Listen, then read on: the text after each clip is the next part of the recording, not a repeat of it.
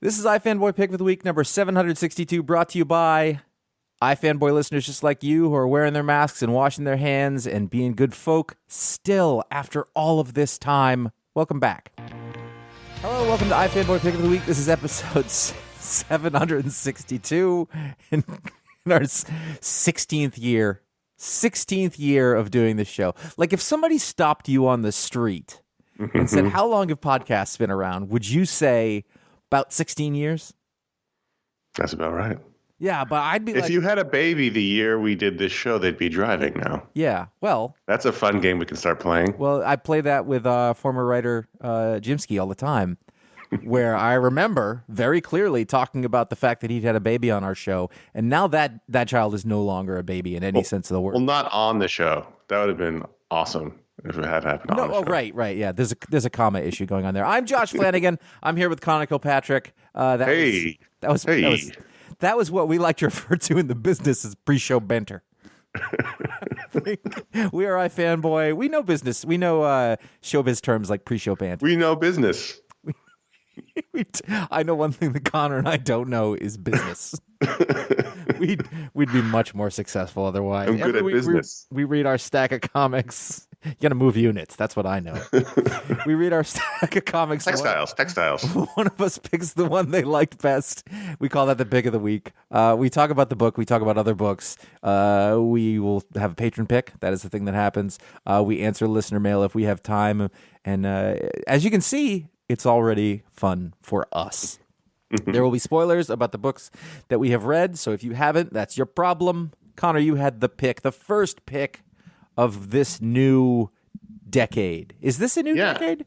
Or was the decade last year?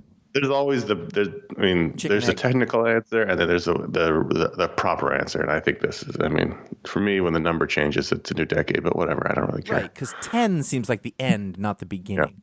Yeah. Right. So, we just had a couple weeks off, as we always do in the holidays, and it's great because we don't like to complain about this. It's a lot of fun, but it can be a little bit of a grind. So it's good to take a couple weeks off. For me, I don't know about you, Josh, it recharges the batteries. I get excited about reading comics again, which I'm always excited about. But you know what I'm saying. Like you get to get some time off, and you get excited about doing the show again. I like not having to edit or think about editing a podcast program. Right. What I'm saying is, we get a couple weeks off to get real excited about coming back, and comics did not hold up their end of the bargain. Can I just say, as a guy who hasn't been on the show in a little while, and you might think you'd be a little rusty, that was a beautiful piece of work you just did. I moved during the break, which he means he moved house. Right, so it doesn't mean that normally he's entirely stationary. Yeah, I just sit very, very still like a sniper. So normally during the break, I'll keep up book reading. I'll read a little bit here and there. I won't read them all in one go like I do for the show, but I'll read them throughout the week. I still have like 40 or 50 books I need to read. Wow! Because I didn't have time. I was busy moving. So this was the first week where I really sort of read books, and there was a couple of enjoyable things, but for the most part, I was like, you know what? It would have been nice to come back to a week that was just awesome. And I had a hard time picking, as opposed to having a hard time picking for the opposite reason.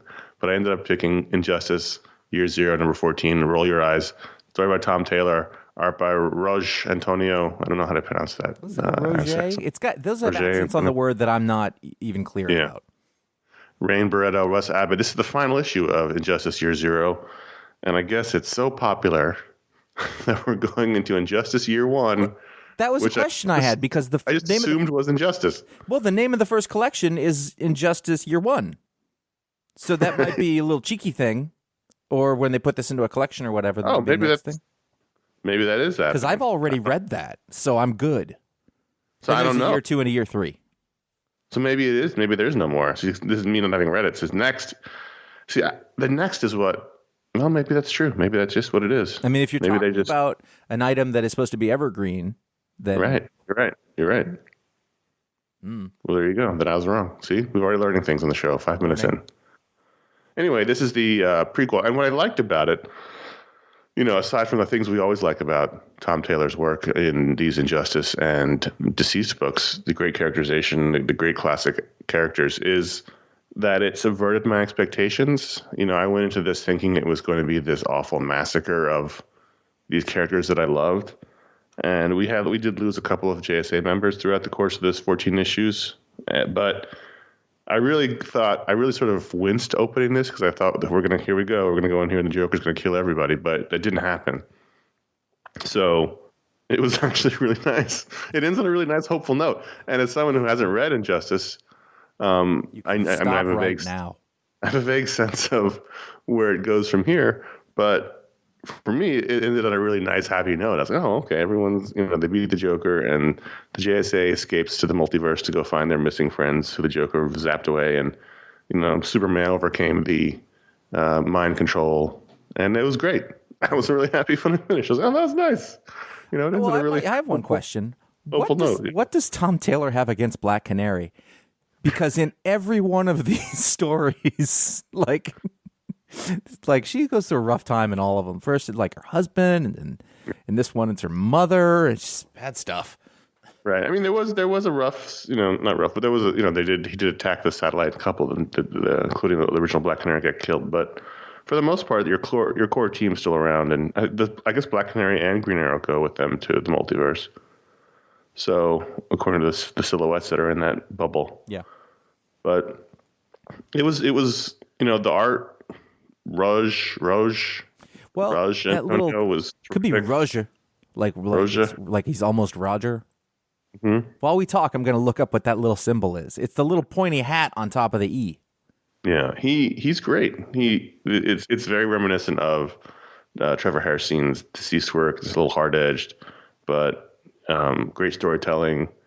There's a terrific sequence here where Superman's doing the fight, mentally fighting the Joker's mind control here, and he's sort of a caged monster, and he fights it back, and Batman's narrating it for the Joker, which must have been very satisfying for him, And there's a great page turn where Superman takes the amulet, and Batman says he's Superman. And it was just great moments in a final issue like this that you want, where the heroes win, even if they're doomed to lose, I guess. But for this moment in time, they're great. And then Harley and Joker have a nice reunion because, again, Harley Quinn is an awful monster. Yes. Yeah. Despite what DC wants us to believe. So, but in the same token, Poison Ivy is the best kind of friend she could have. Right. Absolutely. I mean, look, these are short issues. These are half issues, so there's not a ton to go into here. But in terms of books that made me happy this week, there were not very many, and this was the one that made me the most happy. It's just one of those weeks. Yeah, I keep going back and forth on whether I think you should read further.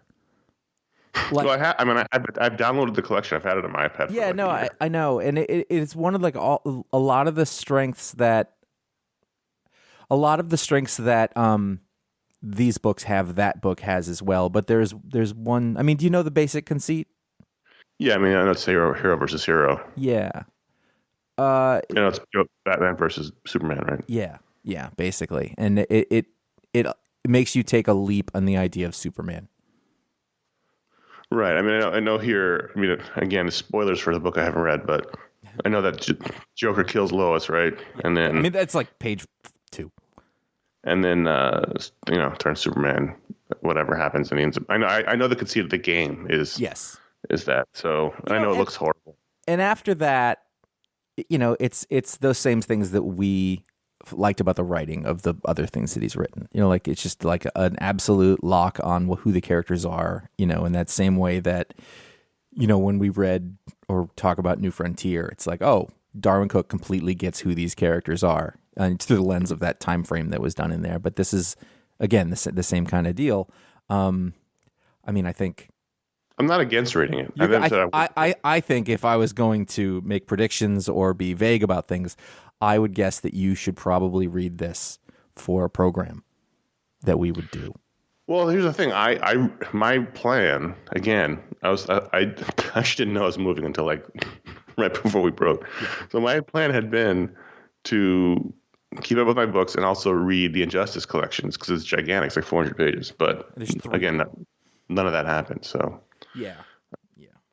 I'm not so behind on my comics. I sort of dipped in here and there. I got a little tiny stack of them, but it wasn't a lot of comics didn't come out. That's what I read the ones that were required to be read for this week's books. Yeah, that was it. That's good. And that was it. So that was look, that was the pick. It was fun. It was uplifting. There was a great Superman moment. There was a great JSA moment at the end. I like Harley and Joker together. The art's terrific. This is a culmination of a nice series. And again, I think at the end of the day, the pick was because I literally opened this book expecting carnage, and I got hope. In a week where there wasn't a lot of it. No. I think you could read this on its own. I think that if you were to decide that you wanted the story to end right here, you would be 100%. Cool. You could this would be the movie. That would be you'd be fine. And then at the end they go off to find Han Solo, and you can move along if you want to or not. That's the other thing is this week was so terrible and in smack dab in the middle of comics reading that a book that made me feel good was like, all right.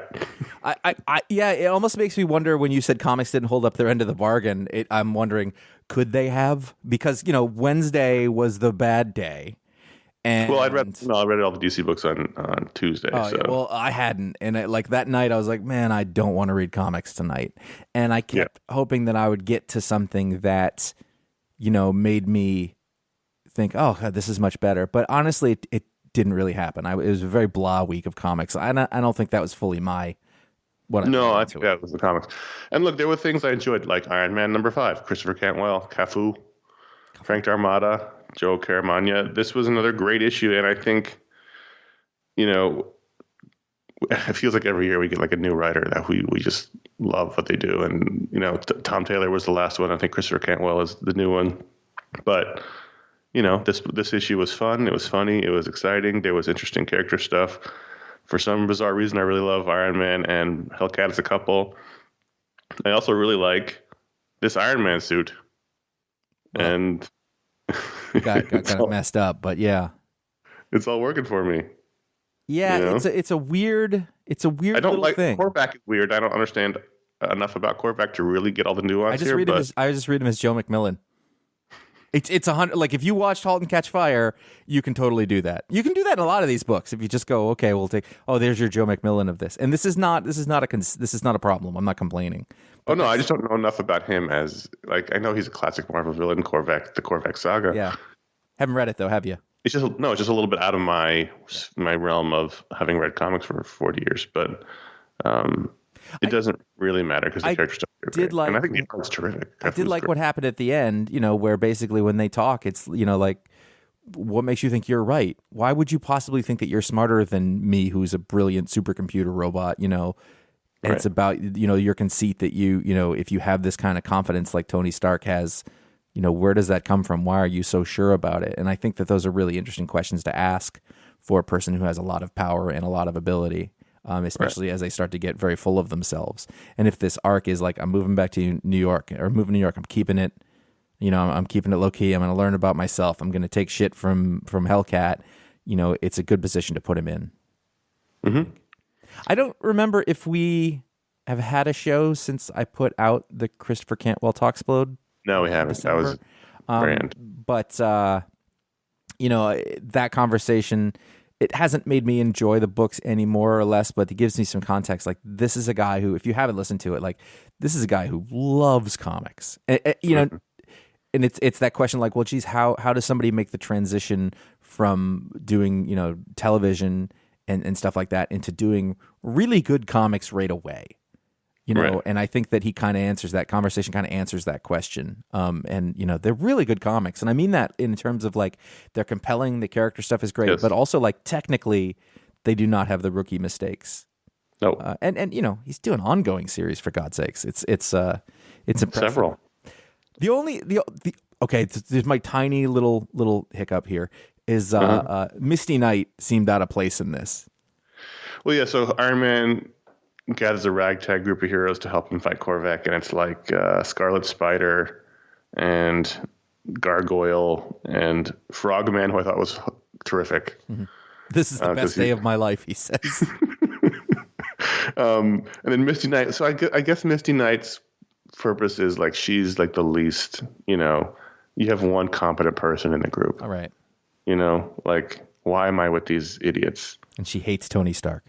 Right. So I guess that's why. Yeah.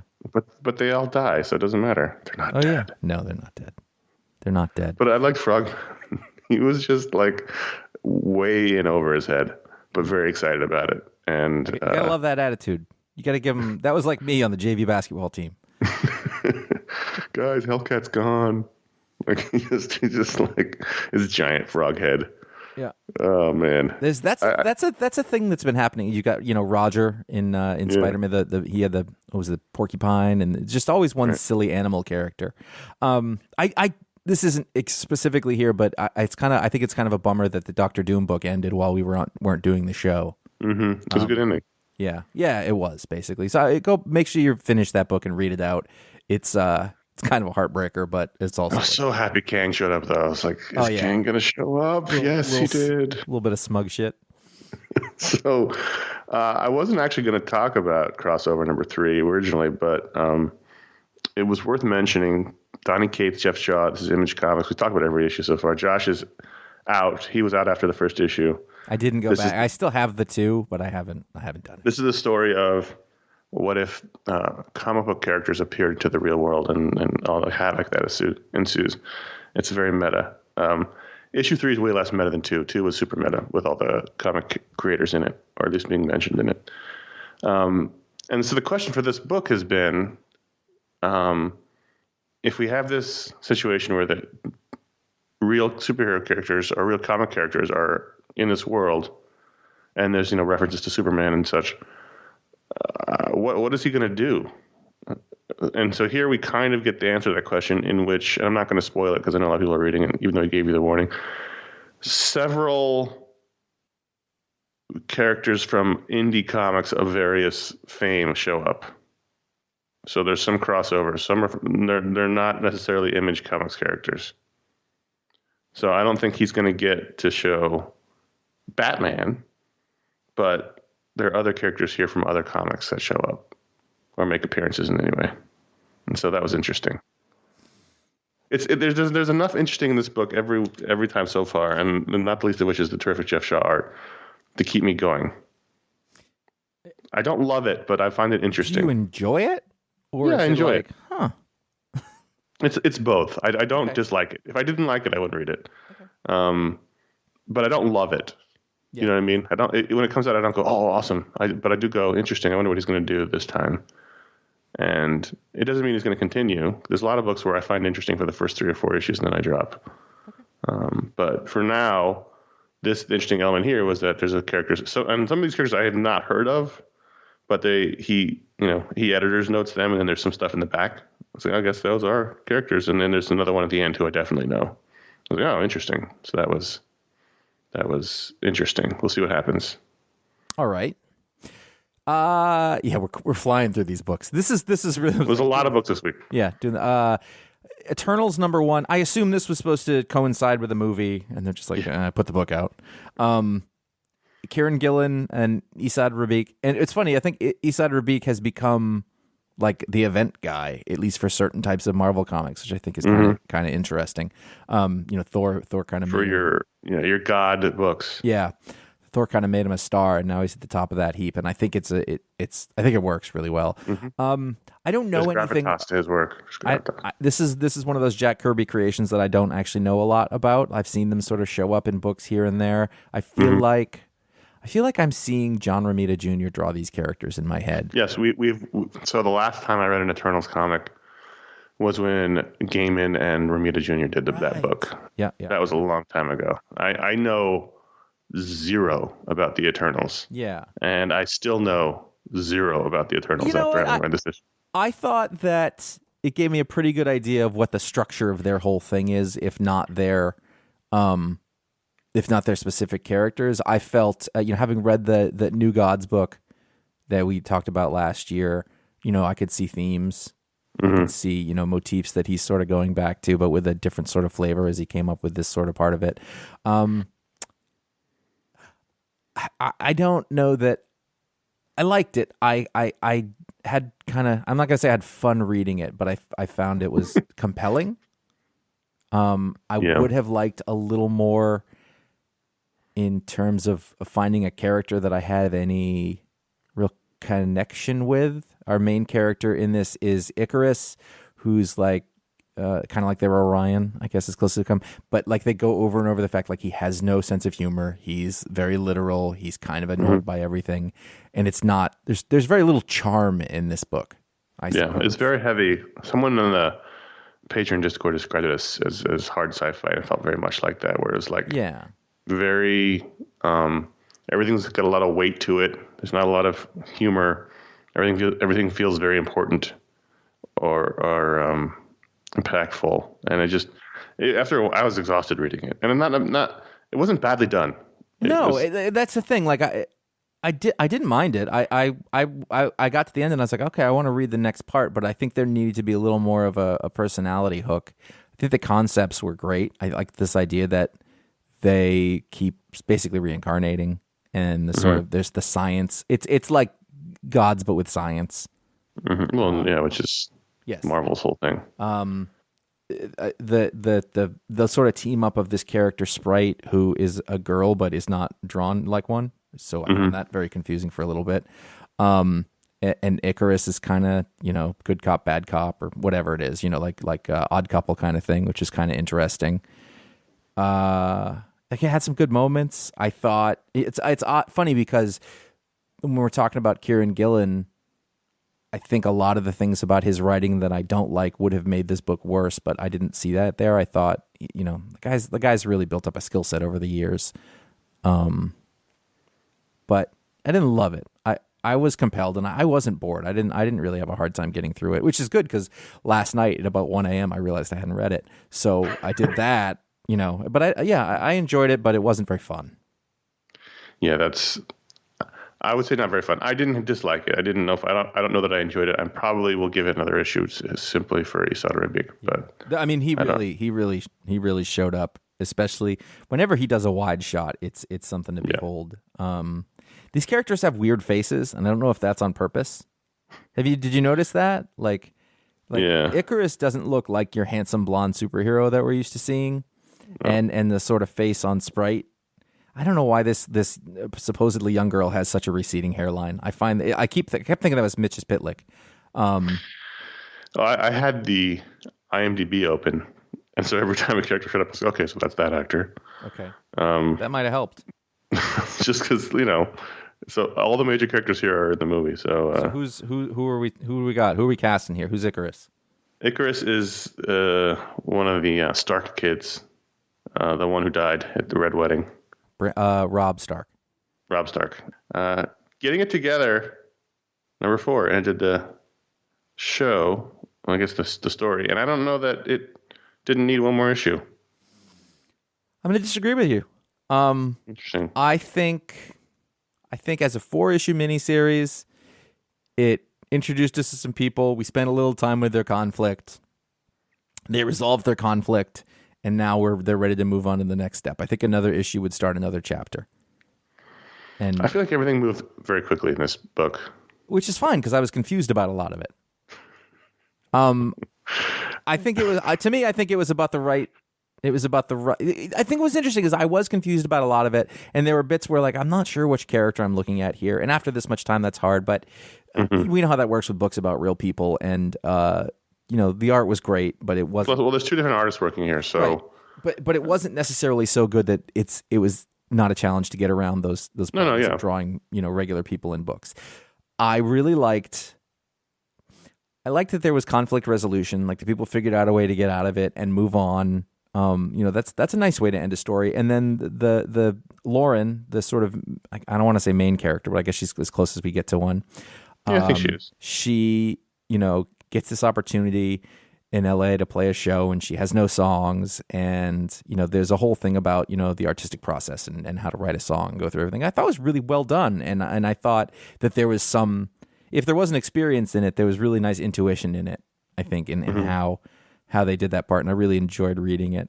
And I thought, I've often liked, I read rock memoirs and documentaries and stuff like that all the time. And I thought that this really captured a type of sort of lower end of sort of the songwriting process or being a musician, I thought it was pretty good.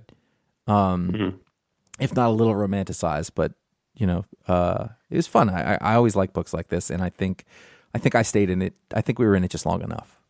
I don't think it needed to be anymore. What did you feel was lacking? Well, like I said, I don't know that we got enough of the character. Like, so this is 4 issues. I think the first 2 were more focused on her brother, and then we switched over to her, and I don't know that we know enough about her. And I feel like she wrote an entire set in like 2 days, and I don't know. 5. Maybe She used happened. her old kids songs, which was the thing that inspired her to go do the thing in the first place. And then I think that what it was is she decided, hey, there actually is something here. Mm-hmm. And there was a little bit where she's like, I've got it. I'll play it for my friends. And the friends are like, those lyrics are terrible. And she's like, okay, we'll go back and fix it. Yeah, I like that part. It was all right. It was all right. That's okay. fair. I think as... I think it's my least favorite issue, which I didn't think it was bad. Yeah. I think as a little mini-series about a thing that we don't get mini-series about anymore. Oh, for sure. I would see a new issue and I would look forward to it, to spend time with more or less real characters and see a bit of a world that I don't normally see without being creepy about it. Meaning, like, sometimes if I were to watch a TV show about these same kinds of characters, I would think, I shouldn't be watching this. I don't know what this is. But in the comic book form, I think there's like an anthropological aspect to sort of seeing, like, well, what's this life? And I like how it's done in comics because it's so personal and it has a voice and a feel that like actors don't necessarily convey, if that makes any sense. See, I'd rather watch this story than this TV show. Fair enough. I mean, I liked reading it as a comic, and we talked about this before. I liked that this comic exists, and there should be more of these kind of comics by the major publishers, especially by Image. But at the end of the day, I think, I think it's easier to grab. When you only have 4 issues, it's easier to grab onto an actor for me than it is for the drawing of a person if you only have 4 issues of something. Fair enough. It's fair. So let's talk about these other shows that we do. People might say, some people say, I really like the book explodes, and others say, I really like the talk explodes. And some people might say those media explodes are good, and yet others might say, I don't know, whatever. But the point is, if you like any of those things, then you have the patrons to thank. If you go to patreon.com/iFanboy, then you can find a way to support the show in that way. But here's the thing: these are not necessarily constants. So if you like the media explodes, also the YouTube shows getting put up. We're a result of that. We'll probably keep doing that. We will for a while. We will. Yeah. Yeah. But we are in danger, folks. Much like democracy must be protected, so much the shows. We're on the cusp of not doing the media explodes anymore. So just FYI, in terms of, we might just do them on our own and not record them, and you'll just have to live with that. Right. And listen. This isn't to say that if there has been patron attrition because of an unprecedented world event, this is not a guilty thing. This is not feel bad if you're out there like, oh man, I couldn't keep doing it. We totally get it. It's fine. But if you weren't sure if that was a thing you wanted to do and that's important to you, then this would be the time to kick in, is what I'm saying. If you can, if you're comfortable with it, if you want to, we really appreciate it. This is really, for us, it's really good, obviously. But, in general, at this time of, at this time of economic uncertainty. But seriously, at this time of economic uncertainty, if you can find a way to support the things that really help you feel better, I'm not just talking about us. I'm talking about the other shows, the whichever you're listening to or taking in. If you can support the creators doing that stuff, it's a really important time to do that for them and for you to sort of say, well, this is the stake in the ground. This is the thing that I really do find important that helps me get through this really hard time. If we're one of those things, great. And if not, I'm going off on a tangent here, but either way, thanks for everyone who did it. But we will stop doing them if we're not above that threshold, because time is money. They are stretch goals for a reason. It's true. Ignoring that stretch goal, then it seems to be we're a bit away from. But the next stretch goal would be maybe doing a G.I. Joe show, a regular G.I. Joe cartoon episode show, which I think is, it's fun for everyone. Even if you don't like it, it's fun for you. we said so. And then there's further ones in there, but they're very far off in the future. There's also the iFanboy patron Facebook group that exists, and the iFanboy patron Discord server. I am not on the Facebook, but I have Discord, and I always forget that it's there. And every time I sign on, I think, what an awesome place that sort of recaptures the best times of this thing that we do in terms of community. Yeah. I think that it really is going to be, I think that's one of those hidden gems of this whole thing that it, like, geez, I miss chatting with folks. It's fairly normal to think, like, if you listen to this show, you probably have a certain take on comics and this community and everything, and you're going to find like-minded folks to chat with there. And I think that outside of the confines of social media, it's a really nice space for that kind of thing.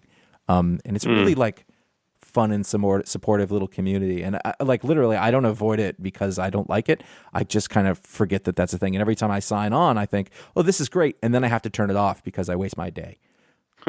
So those are really good communities, and we just try to get there. That's patreon.com/ifanboy. Thank you endlessly to everybody who is part of that or has been part of that. If you've been thinking about it and you can, great time for it. That's all. iFanboy.threadless.com. You can get stuff, because there's one thing that you can do in this world is get some stuff and feel better for a little bit. There's my serotonin hit because the big brown truck pulled up outside. And pretty soon all of that shipping logistics stuff is going to be owned by Amazon. So isn't it a dopamine hit? Whatever. I don't remember. I don't know. You get real sleepy when you... I know that the pills that I take help. And so does getting shit in the mail. I'm not a doctor. I could be totally wrong. Not a doctor. No, it's serotonin. Serotonin reuptake inhibitor. That's the thing. Make sure that you've had enough. Dopamine hit is something to do with it. You're right. I'm not a doctor. There are 8 t-shirt and sweatshirt and 3/4 length baseball shirt and phone cases and shower curtains and regular curtains and bath mats and all sorts of stuff you can get made out of those designs. I believe they are very nice designs and they're very fun. And it's sort of like an inside joke that you're always going to be part of when you're wearing it. And if you don't like explaining an inside joke, just put a sweatshirt over it. You'll know inside that you're doing a thing. There's finally ifanboy.com/support, where there's a direct donation via PayPal link if you don't want to deal with any of that other stuff or subscriptions or any of that stuff. You can go there. ifanboy.com/Amazon would be where you can have more stuff taken to your house so that you can just break the endless monotony and just think, oh man, maybe that thing would be good. And you'll come and you'll say, this is good. And then you'll put it in the pile of other stuff and forget about it. And you can just keep doing that. Right. Endlessly. It's probably not good for the planet, but it's good for your soul at the time. So what do you want to do?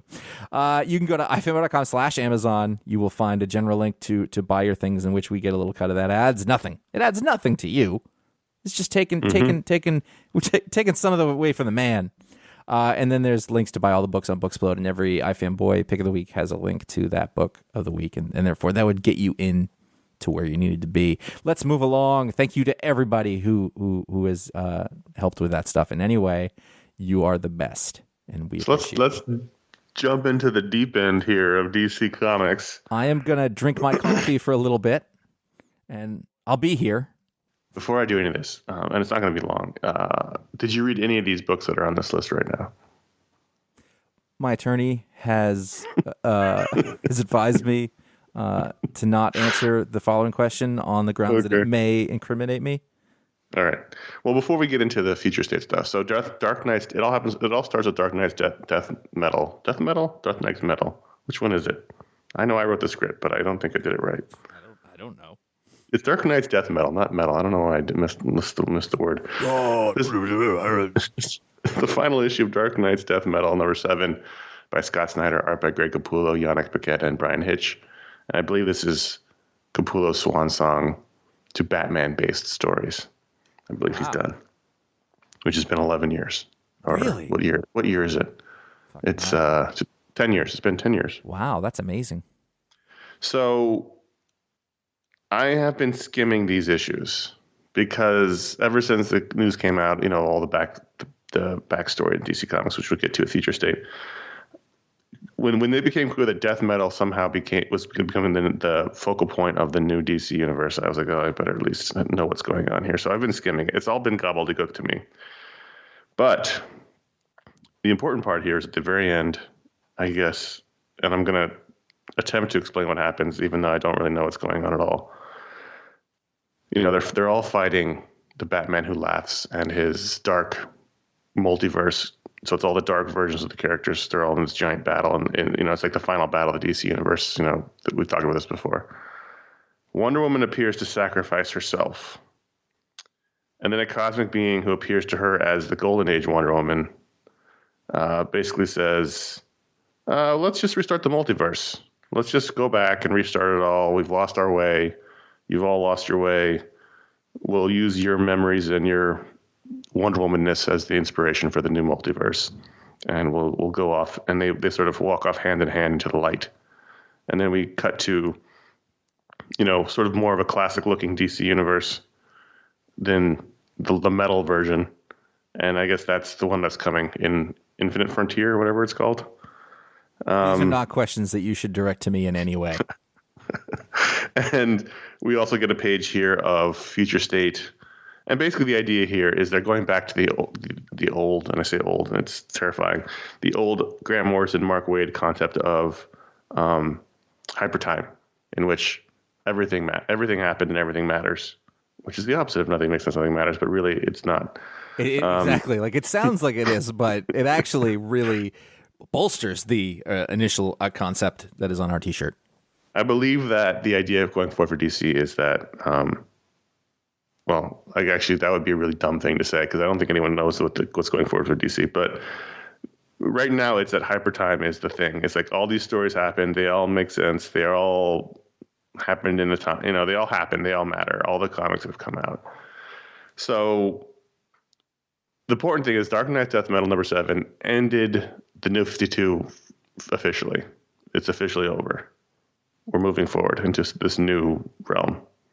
Now, brief foray into the side in a book called Generations Shattered that I almost made pick of the week. It would have been very much like that Justice League Endless Winter pick I had, which I ended up enjoying that whole story. Yes, totally.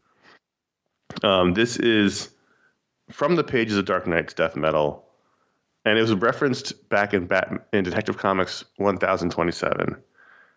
This is a very much a Avengers Forever story. Do you remember Avengers Forever? Of course I do.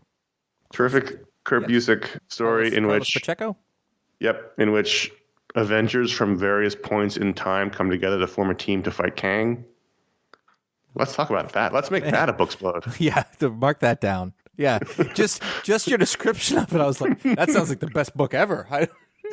And I think the fact is, like, I read that when I was much younger. Like now, yeah. I bet I'd love it. Let's make that a Booksplode right there. Make a note. Johnson, write that down. Here in the future, Kamandi it's basically kind of like another crisis situation. There's like a white wave, and this is sort of, I guess, the ending of Death Metal. Wiping the timeline clean. But Kamandi, with the help of Skeets, because he runs into an old man Booster Gold in the future, goes through time to collect heroes to fight some thing. And he gets like 1939 Batman, and he gets Superboy from the Legion of Superhero days, and he gets Starfire from the New Teen Titans, and so he gets sort of this, and Steel from the 90s. So all these characters sort of from the greatest hits of DC, and we go through the time and we see them all. We see the original non-New 52 revisionist history versions. We see the original versions. We see when he goes to get Starfire, they're fighting Terminator, which is Deathstroke's original name. And there was a while he was called Terminator, then he was Deathstroke, Terminator, and then just Deathstroke when they, I think, probably lost the rights of the name to the movie people.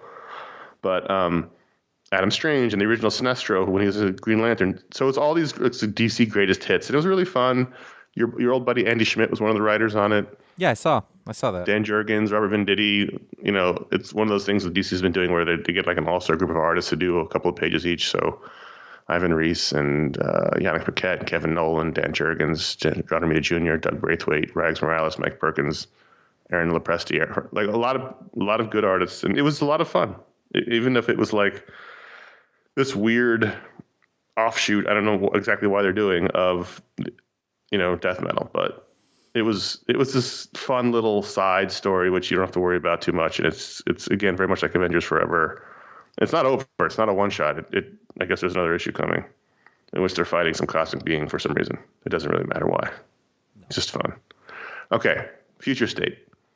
You didn't read any Future State books. I read one. I read the Wonder Woman one because I liked the names on it, but I barely made it through that one. So that was my deal. Like, all right, if this one's okay, then we will keep moving. And I was like, nah, it looks great, but I had no idea. So let me try to explain really quickly what Future State is.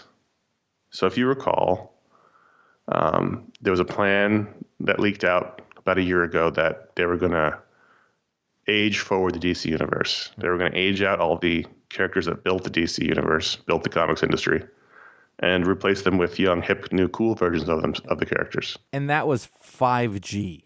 5G. That was Dan DiDio's plan. Get rid of all the characters that made the place, replace them with cool, young, hip kids. Then Dan DiDio got fired. And then that plan got scuttled. And so instead of 5G, now we're getting Infinite Frontier, which is whatever's coming after Future State. I think according to the name, it could be anything.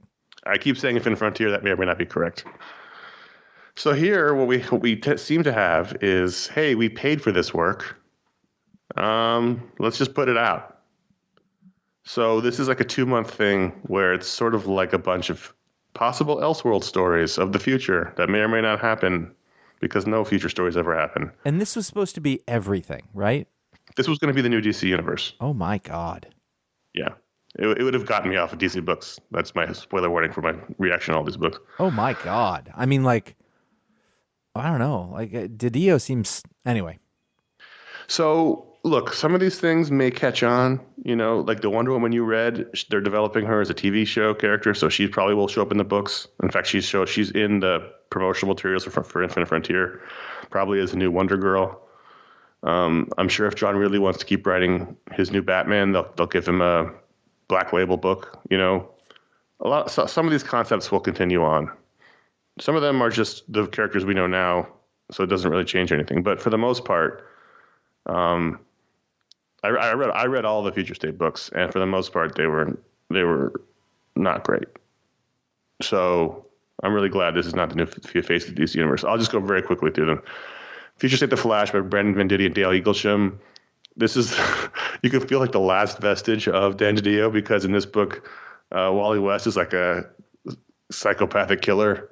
And so I was like, wow, just Dan DiDio kicking it one more time on the way out the door. I guess in the future, none of the Flashes have the Speed Force anymore. So they all use the Flash's rogues weapons. Like the Flash has Barry Allen has like the cold gun. And he's with Max Mercury and Jay Garrick and Avery, the purple one, and then Wally West kills Jay Garrick, and I was like, all right, enough of you. Future State Harley Quinn. The only reason I read this one was Stephanie Phillips wrote it. Oh yeah. And Simone Demio's art was good, but this is basically Harley Quinn as Hannibal Lecter, where she helps the cops, track down other bad guys. And it's like, I don't, my feelings on Harley Quinn as good guy. So didn't like that. Keep trying. Future State, the next Batman is, so 2 of these books were anthologies, which I think are going to keep going in some form in the new state of DC. There's going to be the return of the backup story, the second story. The next Batman had 3 stories. Batman by John Ridley and Nick Darrington. This was good. It was fine. It was in the future. They hint that Bruce Wayne's dead. He may or may not be dead. And this is one of the Fox boys is Batman. It's not. I think it's not Luke Fox. I think it's his younger brother. Is when you say the future, is it like rocket ships or is it like 50? No, it's just like a few years in the future. Okay, so it's our world. Yeah, it's still basically our world. Gotcha. So that it was a solid Batman story. There's a street gang of Bane guys, and they're they're all wearing the Lucha Libre masks. Something happened to your storefront. They're initiating two new members, and they have to kill somebody, and there's a whole thing. It was good. It was well written. It looked great. Nick Darrington's obviously terrific. The only thing is, I don't know that he's ever seen somebody swing a baseball bat before, because there's a whole scene where there's a guy having a conversation in a batting cage, and this is a really horrible baseball stance. He would never make contact. Well, there's no source imagery for that. But it looked great. I enjoyed the story. And then the second story was The Outsiders, Brandon Thomas and Sumit Kumar. It was mostly about Katana, but there was a cool bit with Black Lightning. This was fine. It was good. And then there was an Arkham Knight story that was revealed at the end to be Paul Jenkins and someone named Jack Herbert. I never heard of on art. And I liked that one probably the least. Like it was basically like the Suicide Squad, but with the Arkham Asylum inmates. And no one needs to see Mr. Zsasz being a good guy. Nope. So that was no good. Then Future State Superman of Metropolis had 3 stories. This was probably the most interesting book. Who are all these people making these comics? So the first story was Superman Supergirl with Sean Lewis and John Timms. John Timms has been drawing Young Justice with Bendis for the last year. And this was very strange. So, Clark is gone. They don't say, just like with Bruce, they don't say where he is, but Jonathan is Superman now. He doesn't have a cape. And something happens, and in order to protect Metropolis, he decides the best course of action is to bottle it like Kandor and take it away, which seems like a really un-Superman-like thing to do. And so there's a lot of conflict with Supergirl for that. Like she's like, you just bottled up Metropolis, and now it's in the Fortress of Solitude, and it's just. It was weird and un-Superman-like. I didn't like that bit. But I liked a lot the second and third story, which featured Mr. Miracle Shiloh Norman, written by Brendan Easton, with terrific art by Valentine DeLandro. It was just a little Shiloh Norman Mr. Miracle story. He was the second Mr. Miracle who was around in the 90s, who's not really been around since. I'm trying to think of who this art looks like, but it's really good. It's just a little Mr. Miracle story where he's protecting people from a robot. And then the third story was a Guardian story, written again by Sean Lewis, with art by Coley Hamner and Michael Avon Oming, which is just the Guardian in Metropolis with a sort of old bearded, burnt out Jimmy Olsen. I liked the story. It looked great. It was fun. I like the Guardian character. I think the Guardian is a Simon and Kirby creation. Yeah. So it was an interesting issue. And then Future State Swamp Thing by Ram V and Mike Perkins was good. Well written. Mike Perkins is actually really terrific for Swamp Thing, because Mike Perkins' characters all look weird, and Swamp Thing character, so it really worked with the art. What did why do I know? What Ram V started at Indie Books, then he took over Catwoman. Right. Okay. And this was good. Do we know it's not Ram 5? I believe he's Indian. Okay. And it was good.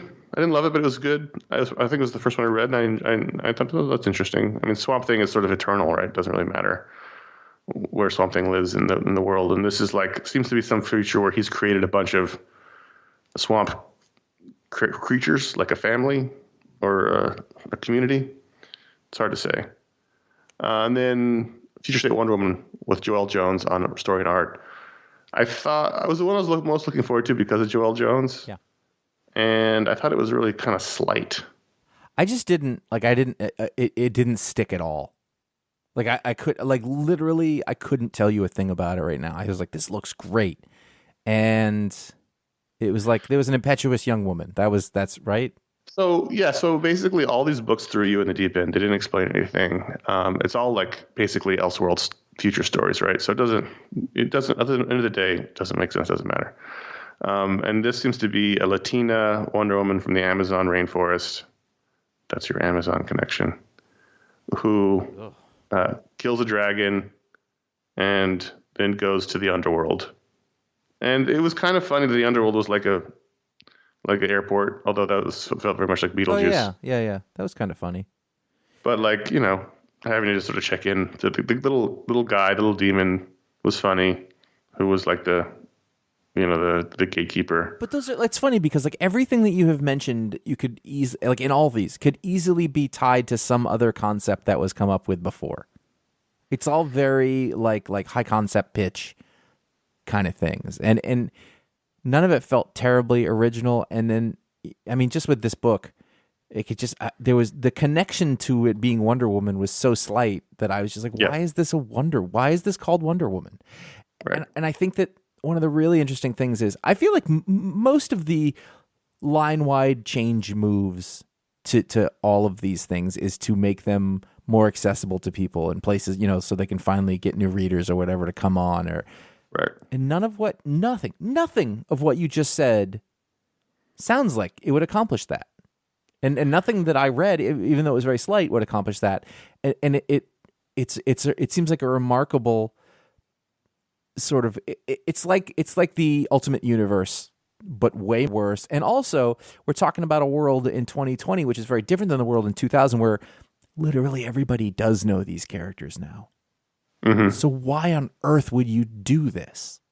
Right. Well, luckily they're not doing it. This would have been a big problem. I mean, Marvel tried to do it like 5 years ago and it blew up in their faces. So, but the thing with DC now is right. Well, the thing with DC now is none of the rules apply. None of the normal rules apply. You don't know. We have no idea what's going to happen. In the past, we could have some sense of the people running these things at least adhere to the normal rules of comics, and we know what they're going to do. They're always going to reset. They're always going to bring the characters back. But who knows? Yeah. Who knows what's going to happen? In a year's time, there may be no DC comics coming out weekly anymore, or they might be a lot of DC comics coming out weekly. There's literally no way of knowing what's going to happen. So, I'm just glad that none of this is going to take place as the official continuity, because I would have probably been reading hardly any DC books. Are you gonna read any of these? I might. I don't know that I'm going to continue on, but I might check in on the first issues. I'm not going to talk about all of them like I did now. Yeah, but like, are there any number twos that you were gonna? How many issues are supposed to be? You said a couple of months. Is it just 2 issues of each one? I think it's two or three. Okay.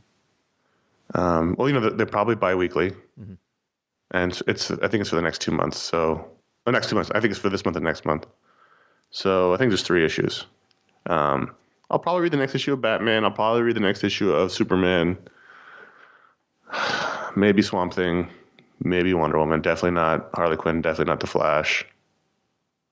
But I don't know. We'll see. It's all game time decisions. I don't even know what's coming out next week, but there'll be more, and I'll look. But I'm not going to go through all of them every time. It was the first week, and it was important to note what was happening. People were also confused with what it was, because not everyone keeps up with what's going on. So it was going to be the new DC universe. It is not anymore. It is basically now a 2-month Age of Apocalypse sort of event. Like, this could be a possible future of the DC universe, because we paid all these creators who might as well make some money off this work. Ugh. So, yeah.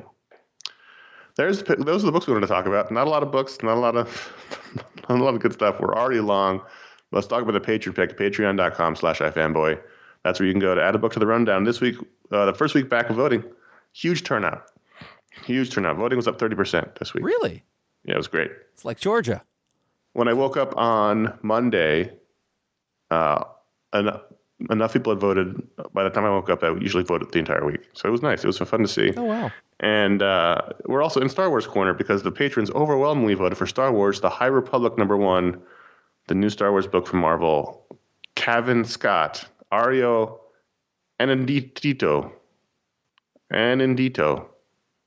Mark Morales, Annalisa Leone, and Ariana Marr are the creative team behind this.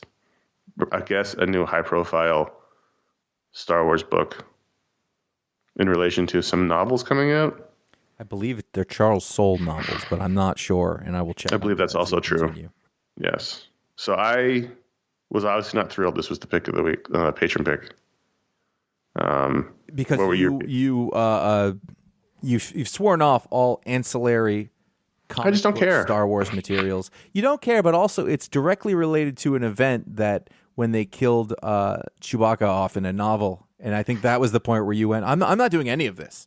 I'm out. And I have a visceral memory of 210 Pennsylvania Avenue, Ithaca, New York. That's where I was living, in the bedroom, reading that novel, and he died, and I just tossed it into the corner, and I was like, I'm done. So, and I think that's. I had a moment of that too, but mine was different. Is that, and this is worth getting into just a little. But also, I read the first couple of issues of the Jason Aaron Star Wars book, and I was like, no, I don't want this. I don't want to see Luke Skywalker facing Darth Vader before Empire. And I do think they figured that out to a certain extent, and they're keeping it's like, here's some of the other adventures that have taken place. All that aside, so what you've got here is you have this is a world. This is the Republic. I think it's 200 years before the events that take place in the movies. The prequels. So we have like the sort of the height of the Republic and the Jedi Order, doing. What was that old video game that everyone loved? The Knights of the Old Republic? Right, yeah. That was a great video game. And those all you became played like I did. I played there was two of them, and they basically I played it once. Mass Effect. I didn't understand the concept. It was basically World of Warcraft before World of Warcraft. So I didn't understand the concept of how to play a game like that. What I mean is, like, I didn't understand the concept of not having a button masher, where I was like, I didn't understand, it took until World of Warcraft to figure out, you just press the attack button and then the guy attacks. Not like I have to keep hitting the button to attack. So I remember distinctly being like, wait, what? And then I just stopped playing and never played it again. It's about the story. Yeah. Anyway, this book was interesting for the fact that it was a different type of Star Wars book, meaning that it didn't really feel like Star Wars, but it had a lot of elements of Star Wars in it. And as a result of that, I didn't really find myself very, pulled into it. Mm-hmm. It was, like the thing that always seems to happen is that they say, well, what would this world have looked like? And that's fun. You can do that, and like, so you've got a Jedi master and his Padawan, and there's a challenge that she has to do, but then things go wrong, and I think it's a she, solve some problem, but therefore, didn't pass her test. But then we find out that because she did it, she passed her test. That's the whole story. That's the issue. She's a full Jedi Knight. Right. Not that interesting. I mean, yeah, this is everything I don't want about Star Wars. Yeah. I mean, not that interesting in that. Light and life. Like, I don't want big ceremonies of Jedi in robes holding up lightsaber. Like, the mystery is much more interesting to me than finding out it's kind of boring. Well, also that, but I think that there is an element to Star Wars that recognizes that it is inherently a little bit silly. That's what a Han Solo does. That's what, that's why C-3PO is silly. Right. Because we're supposed to recognize that. Now, I don't know if that was, I actually doubt that was George Lucas's intention. No, because I think not. He took it all he's very literal. He took it all very seriously. I don't think he knew those were jokes. Like, you know what I mean? Like, in that sense. And so reading this is basically just reading like a fantasy book that isn't great, that has elements of Star Wars in it. Yeah, and then Yoda showed up. I was wondering if he was going to show up because of the timeline. I was like, well, He would be alive here. And then he walked in. I was like, okay. But if you took Star Wars out of this and you had this released over at Boom or IDW, I would have taken a look at it and been like, it was okay, but it, there was nothing terribly grabbing about it. The only grab to it is the Star Wars element, and it's like the most, like not the things about Star Wars that are good. Giving somebody a lightsaber doesn't make something Star Wars. Right. There's a something.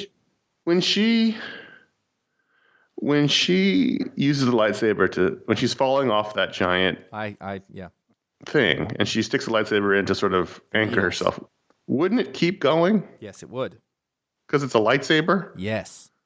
And it's not whatever fucking magic Mandalorian armor that he wears. Like, it would keep cutting. Well, okay, think about in episode 1 where No, I refuse. I know, but just work with me here. That's the one. I know you remember it. So when I hated that, by the way. Even at the time when they were cutting that door, I hated that. right, but they had to force their way through it to a certain extent. Like I didn't like that at all. Put pressure on it. What did you not like about that? I didn't like that it took away the magic of the sword. It suddenly became like a heat thing, you know. Like it was like it made the metal hot, and they had to really like. I liked it was this magic sword that cut through everything. I don't like that. I don't see. I don't agree with that. I like that. I like the idea of using it as a tool to do other things. Yeah, and that that's not my Star Wars. There were certain elements of it that it would work for, and not other. I like the limitations and the idea. Anyway, either way, they had to use force to push force. They had to use force to push Strength. through it, right? And so it's not as if it would have just gone through on its own without sort of motivating it. But I would think it doesn't take much strength. And so theoretically, her body weight, who knows with the gravity or whatever. I did hitch on that. I noticed that. I liked, here's the element I liked. I liked those little things that were bugging her. Those little creatures, those little bug things. And they're like, hey, come over here. Not helping. And she was a little, like, that was at least in the area of Star Wars things. You know, that's Luke Skywalker getting annoyed by Yoda. Sure. I think part of the problem was, for Light and Life was, like, all right, whatever. This is, it didn't look particularly Star Wars. No, like the costume designs and everything. Again, they felt more like a B grade fantasy comic. And I get that's 200 years before the costumes but still, it didn't have any iconography that really fit Star Wars other than the lightsabers. And I think that's it. I mean, this was fine. I didn't think it was bad. I didn't dislike it. I read it. It was okay. The art was fine. It wasn't like spectacular, but it did its job. The storytelling was good. The writing was fine. It was all fine. Yeah. Which is my reaction to all these books whenever I'm made to read them. It's fine. It's just not what I'm interested in. Mm-hmm. I'll go watch Star Wars again. Yeah. I mean, I think in order to rise above this kind of thing and make it stand out, it really does have to. It's a very high bar. I think it just needs to be spectacular to do that. And so I think we hit that a couple of times. I think the Dr. Aphra books and the Darth Vader books that Kieran Gillen was working on for a little while were really something special. For me, when Star Wars is too shiny, it's a problem. Mm-hmm. Like The Mandalorian's dirty. The Mandalorian's dirty. Nothing works. Yeah. Star Wars. Well, the great thing about Star Wars in the beginning was it was a different take on sci-fi. And again, I know it's not pure sci-fi, but the ships were broken down and dirty, bang on the dashboard, and it starts clothes up. were dirty, and it felt lived in and real as opposed to. And then the prequels were just so shiny, well, partially because the thing was real, but like it's just less interesting when everyone's in robes and it's shiny and citadels and. Give me like Tatooine. That guy's armor's all dusty and dirty and dented and scratched. That's the Star Wars that I respond to. Mm-hmm. So this kind of Star Wars I don't respond to. It's partially why I don't care about the cartoons. Yeah. That's fine. This felt very much like watching the cartoons. I do think that we have reached a point in Star Wars, though, where like everybody's going to get a little of the thing that they want. No, that's the beauty of it. And that's what we talked about with The Last Jedi, is that I may not have liked it, but a lot of people did, and that's great. And I think that the idea that somebody, I mean, certainly we, are going to like anything that says Star Wars just because it says Star Wars is that's not true. But maybe if you can find your corner of it and your flavor of it, like, thank goodness for The Mandalorian. That probably saved Star Wars for me, in a real way. I'm not saying this book shouldn't exist. I'm glad it does, and I'm glad people presumably enjoy it. It'd be interesting to hear, not for very long, but it'd be interesting to hear from somebody who like really likes this kind of thing, but like from a point of view of like to say what's really good about it for somebody that likes this genre. You know what I mean? Again, not for very long. I don't want to hear a whole thing, but as opposed to no, it's You've got 30 seconds. I know. Well, the element that I think they go on a lot is that people go, Star Wars is cool, like, and that's all that anybody wants out of it, which is, it's not my way of going. Like, no, you still have to make it interesting. But but maybe if you do like this genre, you're like, no, it's pretty bland.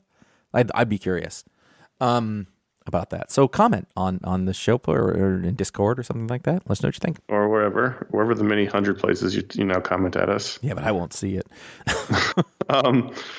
So ratings on Ratings. Star Wars, the High Republic ratings out of 5, 2.5, right down the middle. 2.75. Are you sticking with it? You're reading the Star Wars books? No. No. All right. Nothing to grab onto. Felt exactly the same as when I read the Wonder Woman book. Exactly the same.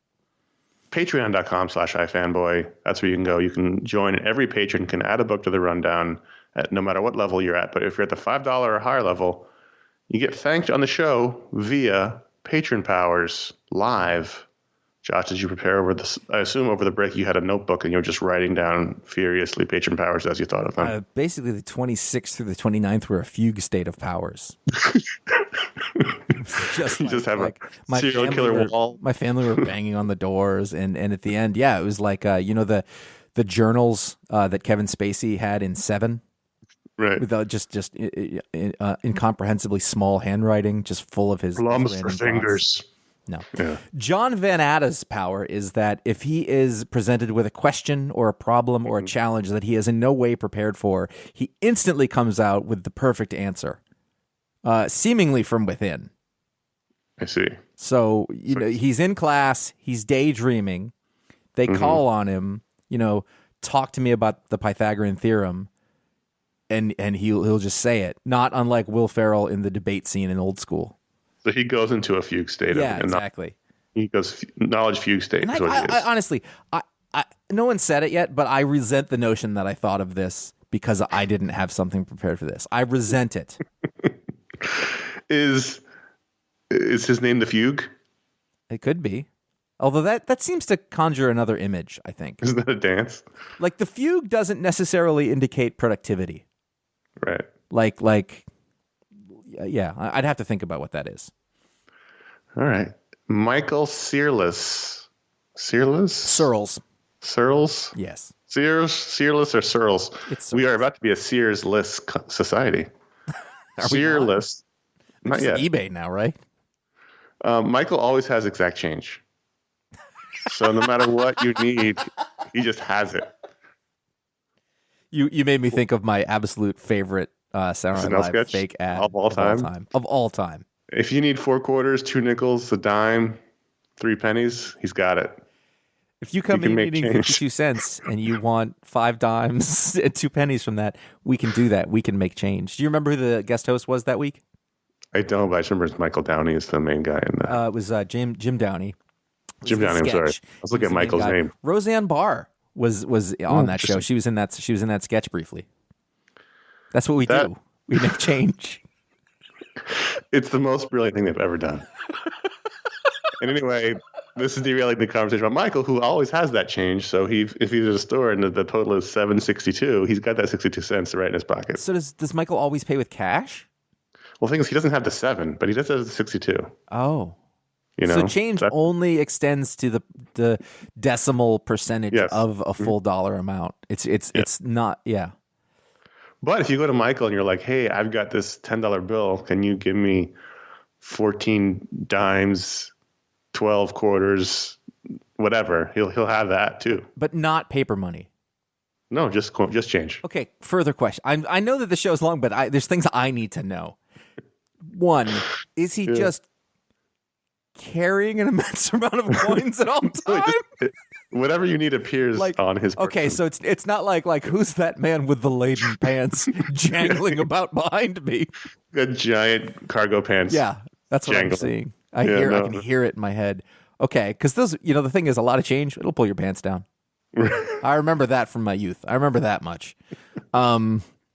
Because I didn't have bills a lot, and I'd have to find all the change I could so I could go buy comics or something like that. And sure. Yeah, I don't know. I'm guessing that doesn't happen anymore with kids, like who I collected all of this. You've done that, right? I collected all of this change to buy something and give it to an exasperated clerk.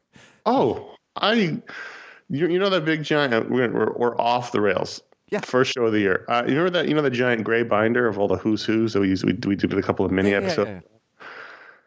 I bought like 4 of those issues with change scrounged from my apartment. Because I was like, oh my God, I love this. I thought the first cut like 1 or 2 with paper money. kids. And then I was like, oh, there's more. And I went back home and just like did a hard target search of the whole house, digging up pennies and quarters and nickels. And I went back. There used to be a lot of change around. Yeah, and I remember going back and just dumping change on the counter, like for the $3.99 or whatever it was for the Who's Who issue, the binder issue. That's yeah, I totally did that. This next question is not any good compared to that memory, but so if somebody else needs change, so say that he's behind somebody in line, they're at the Dunkin' Donuts, and it comes to 5:36, and the person only has 5 1/4. Is he showing up for that, or is this only for his own purchases? I mean, if he feels like they need to help, then the change will appear. He's got that 7 cents. Yeah. Okay. Yeah. He's got the change. He makes change. That's what he does. Oh, is that sketch online? I need to watch it right now. Yeah. I mean, right. Okay. Let's finish the show. All right. Well, we can take a break. Nope. All right. So we're going to skip the audience question because we went long. But contact@ifanboy.com is where you can write in to get your email on the show. And we thank those who do. Once again, we put every email from last year in a folder marked Bankruptcy 2020, and we move on. Clean slate. Clean slate. So we got a couple over the break. We got a handful of emails. So we have some ready to go. But this is your time to cut through the chaff.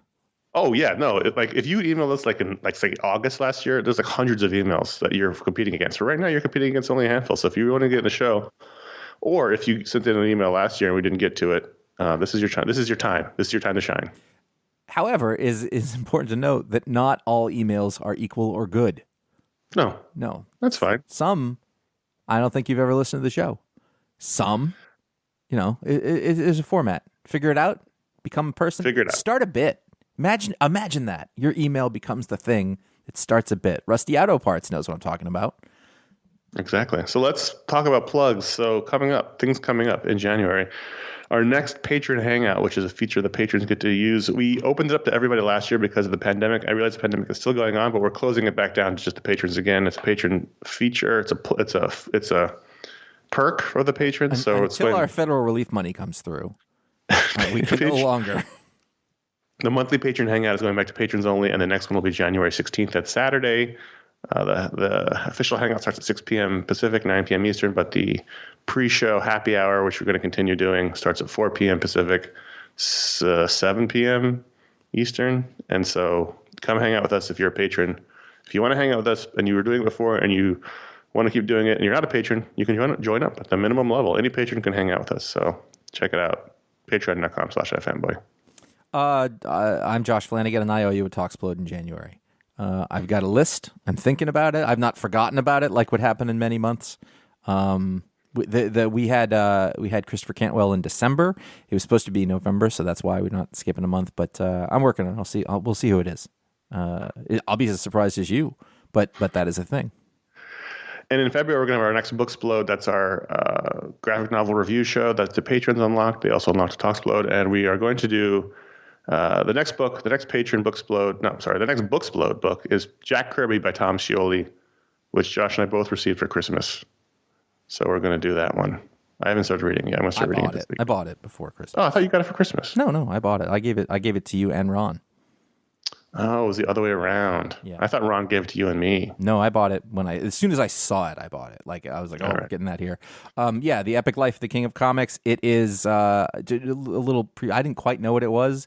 It looks like sort of a anime Jack Kirby on the front, but it's actually that belies the style that the book is. It's almost a chibi Jack Kirby. Yeah, but the book doesn't feel like that at all. It's almost like I looked through it. It's not at all like that. It looks like Tom Scioli's art, and it is It's done as an autobiography because I believe it uses his own words from interviews and stuff that were brought in over time. You should get it. You should get it and then listen to the show, or just get it and don't listen to the show. But I'm telling you that much. And it's not in the script. I do want to mention that over the break, we did an emergency Wonder Woman 1984 podcast. Me and Ryan Haupt and Ron Richards got together to talk about it. So that's on the feed behind this show. We forgot that was coming out when we closed out the year, but we reconvened during the break and talked about it. So if you want to hear that show, it's on the feed behind this one. And get over to iFanboy.com. You can find all of our shows and our vast history of comic book writing from many talented writers over the years. You can go to Facebook.com/iFanboy and follow @iFanboy on Twitter and @iFanboy Comics on Instagram, where you can find the pick of the week before the show comes out. Did you manage to find any panels this week at all? A couple. Okay. I think I found one. It was like that. You can follow us individually. We're only on Instagram these days, @CSKilpatrick and @JA Flanagan. That naming format, completely coincidental, by the way. See, before we could get, like early on, we could get part of our names. And so it seemed like that was the way to go. Now you just have to be like, Flapjack Samurai 62. Like, that's what you have to be now. Because you can't get your name anymore because it's out of control. You can subscribe to our YouTube page at youtube.com/iFanboy. And if you happen to be the user Flapjack Samurai 62, that's awesome. Amazing. You can keep up to date on the old video show re-uploads. I really am loving the fact that they're there now because I will explain something. I had a coworker, Patrick, who listens, I don't know regularly, but he just moved to New York and I was like, we did this show where we drove around New York and went to places. And I was like, this would be really useful to you. But it was before we had uploaded it. So I was like, when I see it again, and I was able to give it to him. So that was nice. This past week, apparently, I reviewed We 3 in an iFanboy mini. That comic book made me cry, and it would do much worse now, I'm sure. We revisited Hellboy in time for Hellboy 2, which was a thing that I forgot existed. And we did the top 5 Batman stories that were not The Dark Knight Returns, Year One, or Arkham Asylum. How did that hold up for you? Good. Still good stories? Yeah. It was like Death in the Family and No Man's Land. Yeah. No Man's Land was amazing. Yeah. All right. So that's I don't remember the full list, but those were both on there. That was youtube.com/iFanboy. Subscribe. I'm just trying to be fair, I think they ended up being just my top 5 Batman stories. Pretty sure. So I think it was like some of the we had to make a list. We had to go to, and so Ron wasn't going to be no good on that. Yeah. Like people were all pissed off that Long Halloween wasn't on there. I don't really love Long Halloween. It's fine. I like it. It's okay, but it's not one of the next one. Top 5. There's a follow up. Dark Knight, Dark something. Yeah. Wow, that's a unique take on Dark something. Dark Victory. Dark. I'm looking back behind me. I don't see it. Dark, something like that. Yeah. I mean, it's fine. I don't dislike it. It's not on the top 5. I don't know why we're litigating this for, again, 8 years later. Oh, it's because it's my turn. If you like the show, write a review or leave a star rating on Apple Podcasts or wherever you get your shows. Wherever fine podcasts are sold, as Matt Gorley likes to say. Even better than that, tell your friends, your mom, your kids, your letter carrier. We had a kid and father bond over the show over the break. Crazy. Which was both Dark awesome. Victory, by the way. Dark Victory. It was awesome and also terrifying that the kid discovered the show on his own, and then his dad had to be like, I've been listening to the show longer than you've been alive. Pompster, I believe. Yeah. Would be that person's username? Maybe too young to listen, but whatever. I have a 10-year-old son, and first of all, he would never, ever, never, ever, never, ever. But I thought, no, you shouldn't listen to that. But even if he did, like, I wouldn't even worry about it because he'd turn it off in moments. Like, I don't know what this shit. I don't know who these old people are. They're not doing Minecraft. Why am I listening to this? They're not at all. The thing is, though, I was thinking about it as I said those words, but at that kid's age, 11, I was probably watching Eddie Murphy Raw. Oh, sure. No, I was, but this is a different world. Yeah. No, for sure. Because you mentioned, this is just going to go long. I'm sorry. We're having fun. Okay. I haven't talked to you in a while. You mentioned Police Academy the other day. Yeah. Oh, yeah. And you were saying that was one of your favorites, and I was like, that was absolutely my favorite thing. And when I was, I think this is a good media explode discussion. Is yeah, like 8, 9 or whatever though. And I remember, like, what year did 2 come out? Police Academy 2. I don't know. 85, 86. That would have made me 9. And I went to see it in the theater. And you know, the image, like this, listen. Not appropriate. Here we are. No, at the very beginning, they're on the beach and there's a beach chase and there's 2 ladies who are laying on their stomachs and they stand up and there's boobies. And I was just like, this is the greatest movie ever. And I saw that in the theater. 1985. Yeah. So I was 9. No, 8. No, yeah, 8. Yeah, you were 8. I definitely saw Beverly Hills Cop in the movie. You were just turned 8. You were It just came out in March. Yeah. Absolutely, like burned on my brain. Yeah, so whatever. Listen to the show. Who cares? And sorry, it's one more bit. There's one more bit. Speaking of sons, so I had this conversation with my 10-year-old who has never shown any God, bit of he's interest in anything that I've. He's almost 11. Oh my God. And I was explaining like this because he doesn't actually see the podcast. He doesn't know about it. I read all my comics at night. I mean, there's comic books everywhere, but It happens used to it. completely outside his purview. Right, exactly. And I had said and I kind of explained, well, it used to be my job. Like I did this for a while. We did these video shows or whatever. And he goes, so were you like kind of famous? I was like, that's a very good way to describe it. I was vaguely in a little bit of a way among certain people. Yes, a little bit well known. And I will tell you, I think in that one moment, For 1 second. he respected me a little bit more. Because he was able to say, "Oh, like the YouTubers," and I was, like he didn't say it, but I could see that we. Anyway, it was a nice moment. What you should have said was, I was one of the original YouTubers. I know, but I didn't want to get into that whole thing because then I would have started ranting. Then you'd have to admit to being a YouTuber, which we're not. We technically wouldn't have been possible. We didn't even put the show on YouTube for a while. Yeah, that YouTube didn't exist. Yeah. Pre-tubers. Yeah, that's us. Too early to take advantage. So Pioneer is like, it's like we hacked out the trail, and then afterwards Lewis and Clark were like, "This way, guys." we hacked up the trail, collapsed and died. A bunch of other people They stepped walked over us. our corpses and founded San Francisco, and now their families are all fucking super rich. Yep. And we're dead on some trail. It's not even a grave marker. A footnote. There was just we're a still note in the alive, story so about how they stumbled for a second over something, and it was our bodies. Phantasmic apparitions. That's us. There you go. We're back. That's the whole thing. Yeah. Okay. You're Connor. I'm Josh. Yeah. Stay safe out there, people. Like really. I'm very excited. Very excited.